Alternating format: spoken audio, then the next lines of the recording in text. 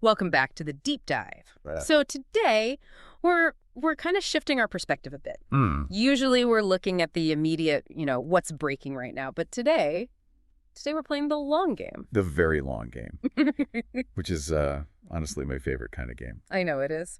We're talking about a timeline that spans nearly a decade. And in medicine, especially in cancer research, 9 years is, well, it's almost a century. It's an eternity. You know, we live in this cycle of breaking news, a new drug, 6-month data, maybe 1-year data. Everyone gets excited, and then we move on. Right. But biology doesn't work on that kind of schedule. Biology takes its time. Exactly. We celebrate the sprint, but cancer is a marathon. And today we're looking at a finish line that was nearly a decade in the making. Mm-hmm. We're diving into a brand new article from the New England Journal of Medicine, published literally today, January 22nd, 2026. Fresh off the press. Mm-hmm. And this isn't just any article. This is the update we've been waiting for. It's for the Checkmate 238 trial. Checkmate 238. I've always thought that sounds like a winning chess move. In a way, it is. It's a strategic move against melanoma. We're looking at patients with resected stage IIB, C, or stage IV melanoma. Okay, let's unpack that right at the top. When we say resected, we just mean the surgery's already happened, the tumor's out. Correct. The surgeons have gone in, they've removed the visible tumors. So on a scan, these patients look clean. But And it's a huge but, in oncology, the risk is that microscopic cells are still floating around just waiting to set up shop again. So the question is what you do after the surgery. Exactly. What do you do to make sure it doesn't come back? Yeah. This is what we call adjuvant therapy. It's the insurance policy. It's the insurance policy. And this trial was a head-to-head battle between two of them. We've got Nivolumab, or Nivo, and ipilimumab, which we'll call IP. Two heavy hitters, both immunotherapies, right? That's right. They're checkpoint inhibitors. They basically take the brakes off your own immune system so it can go hunt down those cancer cells. So how were they given? Because looking at the study, the schedules weren't really the same. No, they were quite different. The Nivolumab group got an IV infusion, 3 milligrams per kilogram, every 2 weeks. Okay, pretty standard, a regular rhythm. Very consistent. Yeah. But the ipilimumab group, they got a much higher dose, 10 milligrams per kilogram, every 3 weeks for 4 doses. That's the induction phase. Right, like a big push up front. Right. And then they switched to a maintenance dose every 12 weeks. And all of this went on for up to a year. Up to a year, or until the disease came back, or, Yeah, and this is important, until the side effects just got to be too much. got it. But the reason we're talking about this today is the timeline. The follow-up is, 107 months? Which is just astronomical in clinical trials. I can't overstate how rare this is. Why, though? Why don't more studies do this? Because usually you get your answer at the 2 or 3 year mark, you publish the paper, and you move on to the next big question. Mm-hmm. To track these patients for this long is a treasure trove of data. It's the difference between this works for now and this works for a decade. Precisely. So let's get into it. The primary goal was to look at recurrence-free survival. RFS, the gold standard in these kinds of trials. And in plain English, that's just, how long did you live without the cancer coming back? That's it. It's the measure of peace of mind. How long do you get to not be a cancer patient again? So what happened? After 9 years, who won? The difference was, frankly, staggering. Let's look at the median RFS, the middle point of the data. For patients on ipilimumab, they made it to 24.2 months. Okay, so 2 years. Just about 2 years before the cancer came back for the median FE patient. Right. Now, for the Nivolumab group, their median was 61.1 months. Whoa, wait, 61? 61.1. So let me just do the math here. That's over 5 years. It is. So you're comparing 2 years to 5 years. Nivo didn't just win. It more than doubled the time people spent cancer-free. It's a massive gap. Just think about that in terms of your life. 2 years versus 5 years it's a completely different scale of living well. That's huge. And what about the probabilities at the 9-year mark? At 9 years, 44% of the Nivo group were still recurrence-free, compared to 37% of the IB group. Okay, a 7-point gap. Which is good, but you have to combine that with the median. The fact that the median shifted by 3 full years is the real story, and the hazard ratio was 0.76. Okay, break down hazard ratio for me again. Is 0.76 good? Very good. A ratio of 1 would mean no difference, a coin flip. Right. Anything less than 1 favors the new treatment. So 0.76 means there was a 24% lower risk of recurrence or death with Nivolumab. It's strong statistical proof. It really seems like that median time, the 61 months versus 24, that's where the patient experience really lives. It is. The median tells you about the typical patient. And for that person, Nivo bought them 3 extra years of normalcy. And normalcy is everything. Okay, so that's the headline. But the study also looked at distant metastasis-free survival. This is critical. I'd argue it's the scariest metric. So why is this different from just a recurrence? Because not all recurrences are equal.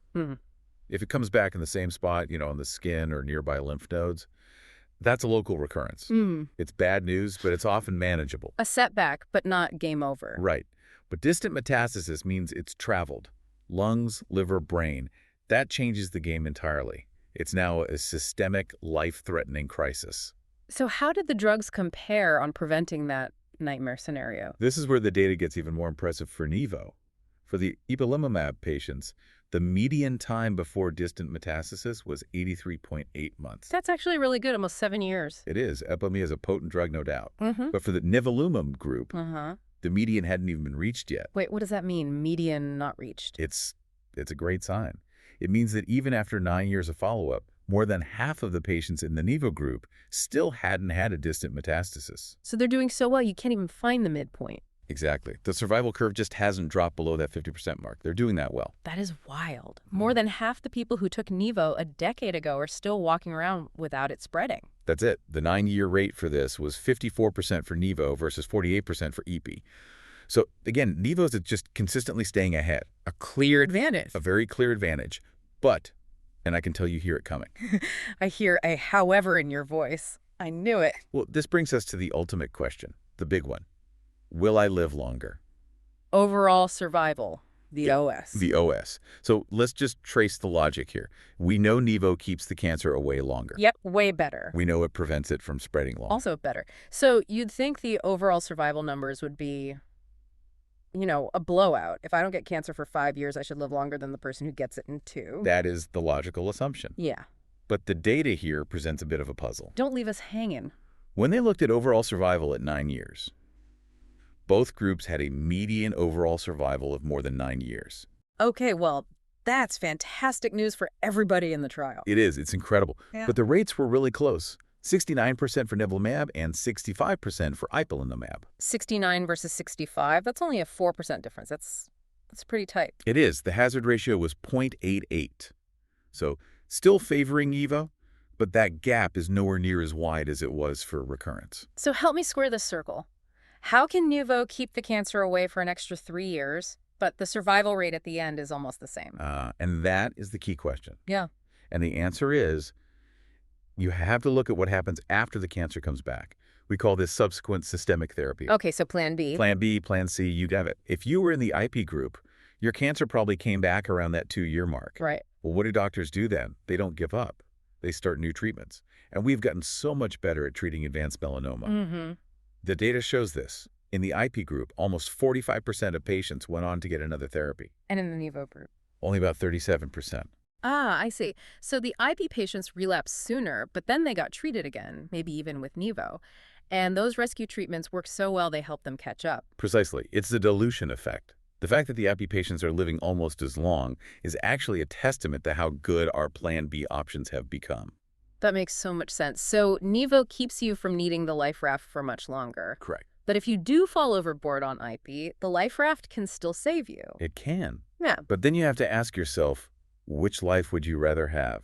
Those years recurrence-free or those years fighting a recurrence with new drugs? That's the real question, isn't it? Because just being alive doesn't capture the whole picture. Exactly. If you're on Plan B, you're back in the infusion chair, you're dealing with side effects, you're living with the anxiety of active disease. I think we all know which one we'd choose. I'd take the 61 months of peace over 24 any day. And there's one last statistic to be thorough. They looked at death specifically from melanoma. Right, as opposed to from other causes. The rate of death from melanoma was 26% with Nivolumab and 30% with ipilimumab. Okay, so Nivo did save more lives from the cancer itself, a 4% difference. Yes. It's modest in percentage terms, but every point is a person. And again, that gap is likely narrowed by the effectiveness of those rescue therapies. Absolutely. Now, I want to ask about safety.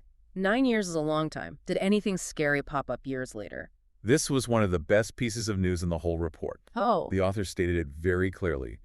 No new late adverse events were reported. That is really comforting. It's very significant. Remember, these patients only took the drug for up to a year. They stopped years and years ago. We always worry about some delayed effect, something popping up at year 6 or 7. A ticking time bomb. Exactly. But this data says that didn't happen. The side effects you got during treatment were likely the extent of it. No hidden surprises. That kind of validation is it's huge for a patient trying to make a decision today. It is. It tells us we aren't trading a cancer death now for some other health crisis down the road. So let's try and pull this all together. We have nearly a decade of data. Which, again, is such a luxury. And the winner seems pretty clear. It's Nivolumab. For recurrence-free survival, absolutely. That's 61.1 months versus 24.2 months. That's the number that sticks. Me too. It's Yeah. the difference between planning your life in months and planning it in years. Right. And even though the overall survival gap was narrower, Nivo still had the advantage. And critically, fewer patients on Nivo even needed those rescue treatments. Which means less time being sick, less anxiety. Exactly. It just solidifies Nivo's place as the standard of care. It gives patients the best shot at the longest initial period of just being well. It shifts the whole conversation from just keeping people alive to keeping them well. A crucial distinction. It really makes me think about how we define success in medicine. For so long, it was just, are you alive? Yes. Okay. Success. A binary outcome. Dead or alive. But this study, with that massive gap in recurrence-free time, it highlights something else. Even if both groups lived to be 90, the quality of life for the group that went 5 years without a relapse was just fundamentally different. That's what we call the burden of being a patient. When you relapse, you take on that identity again. The scans, the biopsies, the anxiety. Avoiding that for an extra 3 years it's invaluable. It's the gift of time, not just quantity, but quality. And that's what this 9-year data confirms. Nivolumab offers a better quality of that time.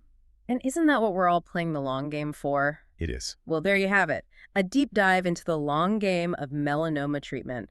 It's pretty rare we get to look back 9 years and see exactly how a story played out. And it's a hopeful story. We are getting better at this. We certainly are. To our listener, whether you're a medical pro, a patient, or just someone who loves seeing science win, thanks for joining us. It's been a pleasure. We'll catch you on the next deep dive.